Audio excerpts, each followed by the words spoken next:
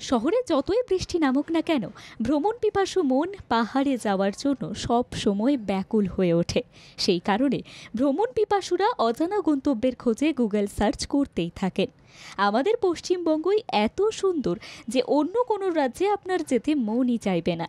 পাহাড়, জঙ্গল, নদী, ঝর্ণা, এই সব কিছুর সঙ্গে সময় কাটানোর মতো সুযোগ রয়েছে এই পশ্চিমবঙ্গেই।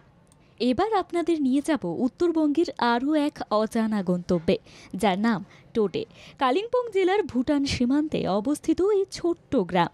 সবুজে ঢাকা পাহাড় আর জঙ্গলে ঘেরা এই ডেস্টিনেশনে গেলে আপনি শীতল হাওয়ায় গা ভাসিয়ে দিতে পারবেন। এখানে যারা বসবাস করেন তারা অধিকাংশই রাই, ভুটিয়া, তামাং এবং লেপচা প্রজাতির। এখানকার বাসিন্দারা এই গ্রামে মূলত এলাচ চাষ করে জীবিকা নির্বাহ করেন। এখানে বাড়িগুলি তৈরি কাঠ ও পাথর দিয়ে। এমনকি আপনি চাইলে এই পাহাড়ি গ্রামের বাসিন্দাদের সঙ্গে একটু সময়ও কাটাতে পারেন। এইভাবে পাহাড়ে থাকা মানুষগুলো কিভাবে প্রতিদিন কাটাচ্ছে, কিভাবে তারা এলাচ চাষ করছে, এই সব খুব কাছ থেকে আপনি উপলব্ধি করতে পারবেন।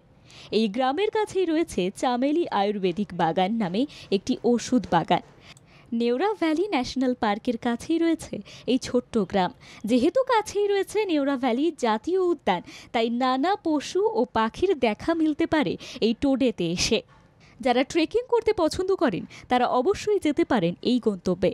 একদিকে ভারত, অন্যদিকে ভুটান। দূর থেকে দেখতে পাবেন ভুটান পাহাড়। টোডেতে গেলে আপনি দেখতে পাবেন নানা পাহাড়ি জলপ্রপাত, যেমন ডাবইখোলা, চুমংখোলা, সীমানাখোলা। টোডেতে রয়েছে একটি পুরনো চার্চ, আপনি চাইলে সেখানেও যেতে পারেন। ছোট ছোট কাঠের তৈরি বাড়িতেই আপনি হোমস্টের সুবিধাও পেয়ে যাবেন। তাই কালিম্পংয়ের এই ছোট্ট পাহাড়ি গাঁও টোডে যেতে গেলে আপনাকে ট্রেনে করে পৌঁছে যেতে হবে নিউ মাল জাংশন। সেখান থেকে গাড়ি ভাড়া করে আপনি পৌঁছে যেতে পারবেন টোডেতে।